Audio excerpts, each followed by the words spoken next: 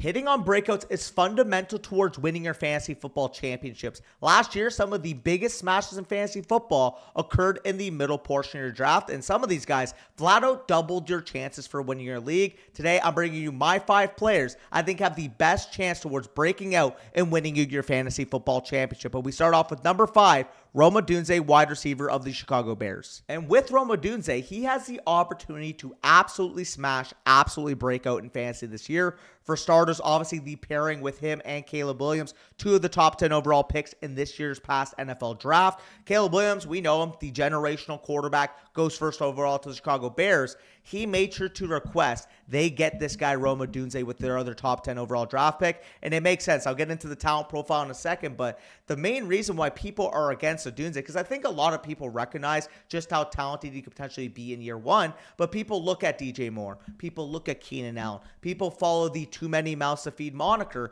without realizing that Odunze himself will be the one eating. I would argue that while DJ Moore, I would agree, should profile to be the number 1, Odunze much more profiles to be a top 2 wide receiver on this team rather than the clear wide receiver 3. A lot more likely, in my opinion, that he could stay on the field in 2 wide receiver sets versus the general consensus viewing him as the odd man out once they go into 12 personnel, once they go into 21 personnel, Odunze not being on the field. But let's follow the tea leaves for a second. Again, I am a big guy myself. I am not here to, call somebody fat, call somebody overweight. When we're talking about a wide receiver that shows up 20 pounds overweight to offseason training in his age 32 season after getting traded in the offseason, yes, I am very concerned when it comes to Keenan Allen. Again, when I'm comparing it to an ultra talent top 10 overall draft pick like Odunze, you can't be showing up 20 pounds overweight. You can't be showing up looking like a sloth. And I think Keenan Allen can be a fine slot wide receiver, but he's a slot wide receiver. When I'm comparing the trio of wide receivers we have here with Odunze, with DJ Moore, with Keenan Allen is the one more suited to come off the field in 2 wide receiver sets. When you're looking at Odunze, the prospect, it's pretty clear to see why I am so high on him. A 6'3", 200+ pound prototype X wide receiver that, given his style of play, can win at the catch point, can win on all 3 levels of the field that, quite frankly, at this point, I don't know if Keenan Allen can do. I think Keenan Allen can work in the intermediate portion of the field, but can he win downfield? Does he move like 27-year-old Keenan Allen? That is where I have my worry. And with Odunze, I know for a fact this guy can win at all 3 levels of the football field. A guy that I had graded as a top 10 overall talent, a guy that went in the top 10 of the NFL draft, a guy that graded as a wide receiver 1 upside in the FSC prospect model, among the likes of guys like Drake London, Devontae Smith, Justin Jefferson. What do all 3 of those guys have in common? They commanded volume in year 1. So I understand looking at the situation, seeing 2 other established target earners in the past, but when I'm profiling this team moving forward, to me, Odunze has the highest upside of this room, and in terms of viability this year, should work into the number 2 role behind DJ Moore. Moving on to my number 4 breakout, I have Jaxon Smith-Njigba, wide receiver of the Seattle Seahawks, and it's kind of ironic that I just talked about Odunze, obviously coming from college football this season with the Washington Huskies, because one of the main reasons why I am so high on JSN is the introduction of Ryan Grubb as the offensive coordinator for the Seattle Seahawks. I'll get into that whole case in a second for why I love the schematic advantage Ryan Grubb brings to the table, but let's just start off with JSN himself, the talent himself. This is a guy that many consider to be the premier number 1 talent at the wide receiver position in the 2023 NFL draft. Now, obviously in hindsight, we're taking guys like, Puka Nacua, Rashee Rice based off what they did in their rookie seasons, but that goes to show the level of prospect, the level of talent JSN had when coming into Seattle as a first-round pick last year. This was a guy whose prospect profile coming out of Ohio State graded in the 86th percentile against man, 62nd percentile against zone, and 97th percentile against press. And I understand that he had a disappointing season relative to expectations, but going into this year, I do think the silver lining is that he did separate at a better clip than many would have expected based off the production he was able to produce. In his rookie season in Seattle, we do see 70th percentile against man, 76th percentile against zone, and 60th percentile against press. He was mostly used on a vanilla route tree, running a lot of his routes around the line of scrimmage, not really showing that ability to work deep. Like we did see in Ohio State, I actually circled it around. We did see that he was winning on the 9 route. He was winning on the corner route. He was winning on the out and the dig route, according to Matt Harmon's reception perception. In my opinion, he clearly has the talent to be able to win as a separator in the NFL, but the problem in his 2023 campaign is that, like I said, was used in a very vanilla manner last year. used at an intermediate target, not being able to work down the field. That should change mightily with Ryan Grubb coming in as the Seattle Seahawks' new offensive coordinator. With Ryan Grubb as the offensive coordinator this preseason, we have seen the Seattle Seahawks run 74% of their packages out of 11 personnel, aka 3 wide receiver sets. And we've also seen them run at a 70% motion rate, which is second highest in the preseason, only trailing the Miami Dolphins. This is not your vanilla Shane Waldron offense. This is the same type of offense Ryan Grubb was implementing at the University of Washington. And speaking of what he was able to do at the University of Washington, we saw Washington last year rank top 10 in deep pass rate and top 10 in pass rate over expectation. And with Ryan Grubb coming in, I envision Jaxon Smith-Njigba to play in the Jalen McMillan role that Jalen McMillan played in that Washington offense. Funny enough, Jalen McMillan coming out, a guy that I actually had compared to Jaxon Smith-Njigba. So I can totally see Jaxon Smith-Njigba playing that Jalen McMillan role for the Seattle Seahawks offense this year. And his projection would be crystal clean if we just knew he was only going to play slot wide receiver. But the untapped upside, the meat left on the bone here is that I view JSN coming out as a Z slot archetype, a guy that can play the Z role in 2 wide receiver sets while also being able to transition to the slot in 3 wide receiver sets. And looking at the situation of the Seattle Seahawks, Tyler Lockett, 32-year-old wide receiver coming off his seasonal worst yards per route run since 2017. I think JSN could flat out win that number 2 job after DK Metcalf, be in 2 wide receiver sets while still offering that same utility out of the slot. So once you get into the 6th, 7th round of your drafts and you're left staring down the barrel of JSN in a PPR versus dead zone running backs like Alvin Kamara, make sure you smash the draft button on JSN. He is poised to be, this time next year, a top 3 round pick in your redraft leagues. Moving on to my number 3 breakout, we have Rashee Rice, wide receiver of the Kansas City Chiefs. And I understand the main bugaboo for Rashee Rice right now not necessarily has to do with the player himself, but rather the legal situation around him. And Drew Davenport on Twitter actually does a great job breaking down just what Rashee Rice is facing at the current moment. And this thread from him indicates that he has no real concern about Rashee Rice potentially missing extended time. And if you guys see in the last point of the thread, does say that there's potential for Rashee Rice to not even face any time served this season. If you're getting Rashee Rice for potentially 17 games, he is an absolute steal once you reach the mid-rounds of your fantasy draft. Rashee Rice is a receiver that has legitimate top 15 wide receiver upside,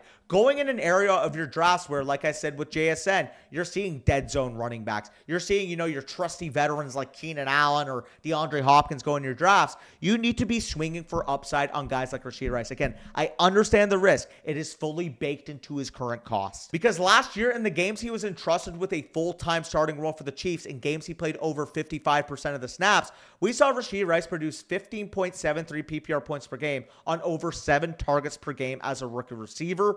15.73 points per game would have led him to be the wide receiver 14 across the entirety of the year. And if you only isolate the games he played over 60% of the snaps, averaged 16.26 PPR points per game, which would rank him as a top 12 wide receiver. Rashee Rice not too long ago, before the NFL draft, was going in the 3rd round of the big board contest over on Underdog Fantasy. And he's a guy that I have ranked as a top 24 wide receiver going into the year. Again, I still believe me ranking him as my wide receiver 24 is accepting some of the risk that is at fault this offseason, because quite frankly, if you didn't have any of the off-field concerns, you can even make the argument he's a top 15, potentially a top 12 wide receiver, because when you're breaking down the situation, you have a second-year wide receiver who blew up down the stretch, attached to Patrick Mahomes, attached to a top 5 offense, in a situation now with Xavier Worthy added, with Marquise Brown added, 2 field stretches that can impact the 3rd level of the field. Where Rashee Rice is very strong is in that intermediate portion, yards after catch game, and he is still going to be integral for this offense. I still view him as the number 1 target commander of this wide receiver group and number 2 target commander in this offense after Travis Kelce. Travis Kelce, we've talked about in the past. We believe in him this year, but there could very well be the case that a 34-year-old tight end who showed some signs of decline last year potentially takes a backseat and Rashee Rice becomes the true number 1 weapon of this offense. I don't think that's being baked in quite enough. I understand the risk of concern with the suspension, but if you're getting Rashee Rice for potentially 17 games this year, he can flat out win your league. And when I'm in the mid-round portion of my draft, I want to be winning my league. I don't want to be playing not to lose. I want to be playing to win. And Rashee Rice is the ultimate home run swing to take. Moving on to my number 2 breakout, I have James Cook, running back of the Buffalo Bills. And it's pretty simple for me. With James Cook, you are getting a young, efficient running back going into his third year after a breakout second-year campaign. Again,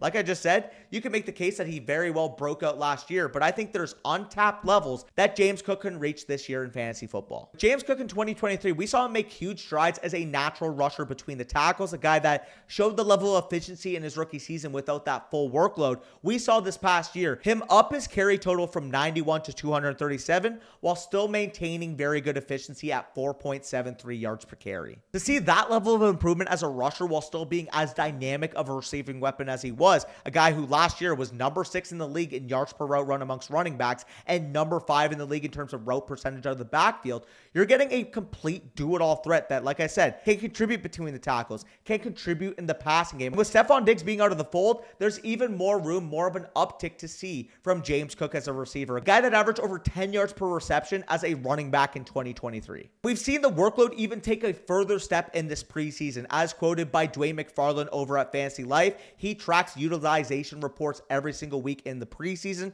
as well as the regular season. And in terms of James Cook's usage in the preseason thus far, 88% of the snaps and 100% of the rushing attempts during the first 4 drives of the second preseason game, as well as handling 100% of the work in the first preseason game. And while he's good looking at the season as a whole, when you fully isolate to how good he was down the stretch, once Ken Dorsey got fired and Joe Brady was appointed the offensive coordinator of the Buffalo Bills, James Cook was absolutely dynamite. 16.71 PPR points per game, nearly 4 targets per game in that stretch, and 16.71 raw rushing attempts. We saw a guy develop into the efficient, 1B slasher, into that do-it-all 3-down workhorse back. One of the biggest advantages in fantasy football is hitting on a young bell cow back in a good offense, and with James Cook, you're currently doing that with a guy that is going in the 4th round of your leagues. And I understand there are some concerns in terms of the potential touchdown upside, the red zone usage we saw from James Cook last year.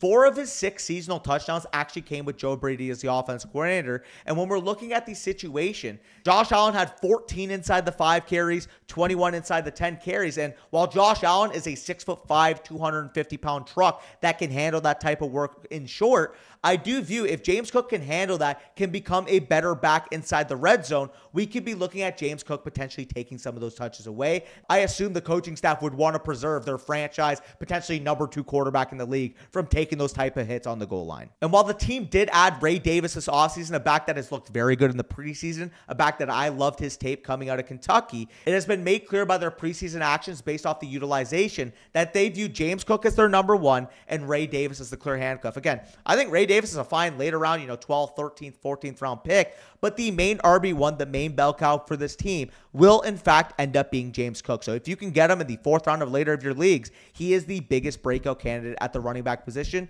aside from this one name. But moving on to my number 1 breakout candidate for the 2024 NFL season, we have De'Von Achane, running back for the Miami Dolphins. And you may be in the comments saying, well, this is a cop-out. He's going in the top 3 rounds of my draft. He's going at the end of the 2nd of my draft. I think there's a possibility this time next year, De'Von Achane is being selected in the top 5 of your drafts because he profiles with some of the best fantasy football running backs we have ever seen play. As per Ryan Heath of Fantasy Points, De'Von Achane had the most efficient rookie season of some of the best fantasy running backs we have seen touch the gridiron. Yes, better than Alvin Kamara, better than Ezekiel Elliott, better than what could have been of J.K. Dobbins had he had stayed healthy, better than David Johnson, better than Jonathan Taylor, better than Todd Gurley. De'Von Achane was the single most efficient running back we have seen touch the football field since 2014.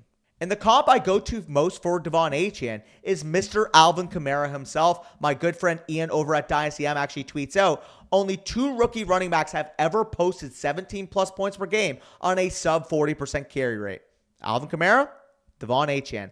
That is your list. And like Ian says, he has a solid chance of being the running back 1 overall in fantasy. And I completely agree because like we saw with Alvin Kamara going into year 2 where he was a top 6 overall pick, De'Von Achane has the path to increase his workload and show it as a true fantasy game changer. And when you isolate the games where De'Von Achane played above 15% of the snaps and compare it to what Alvin Kamara did as a rookie, you could even make the argument that Achane was better. 15.63 opportunities per game in that stretch, 21.78 PPR points per game. As you guys would have seen with the truths I do over with the redraft rankings manifesto, Alvin Kamara, as good as he was in 2017, finishing as an RB1, only 13.75 opportunities per game and 19.7 PPR points per game.